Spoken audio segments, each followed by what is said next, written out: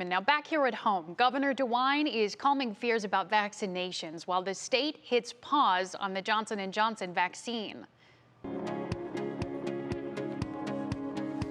Well, the vaccine is our ticket to a good spring. The vaccine is our ticket to a good summer. The vaccine is the ticket to getting out of this pandemic. The governor is reminding Ohioans that getting a vaccination is how we stop the pandemic as we watch a rising case numbers here in the state. Today, 2,340 new cases were reported. That's about 800 more cases than this time last month. A total of 7 million across the country have received the Johnson & Johnson vaccine. That pause comes as the FDA and the CDC investigate blood clots found in 6 women who received it. Governor DeWine has also called for a pause. Laura Queso explains what this means for Ohioans moving forward. My heart immediately dropped. Like, I almost regretted getting the vaccine because of the news that came out. News of a pause of Johnson & Johnson vaccinations after rare clotting cases emerged. Chantel Dickey was vaccinated with J&J a couple of weeks ago, along with more than 264,000 Ohioans. We'll see what the experts tell us in regard to Johnson & Johnson. So it's not something that we wanted to see. But the governor announced changes at 24 J&J vaccination sites today. 16 of those sites are moving to Moderna or Pfizer, and 8 of the sites are pausing vaccinations this week.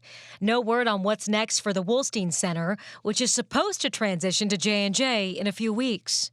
Even with Johnson & Johnson no longer being available this week in Ohio, there are plenty of slots open of Moderna and Pfizer.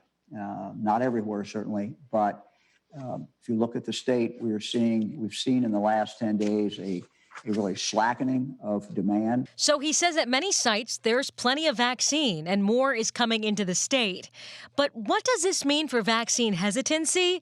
Here's Dr. Bruce Vanderhoff. I continue to be absolutely confident in the safety of these vaccines. And frankly, I see this move today as one of great transparency in the process that medical scientists go through with any vaccine or any drug to understand any potential side effects, adverse effects, etc. Doctors and DeWine say the vaccine is our way out of this pandemic, and Ohioans can get vaccinated now. The bulk of the vaccinations have come from the 2 other companies, Moderna and Pfizer. So we are going to continue to push those out as quickly as we can. We urge people to get the vaccination.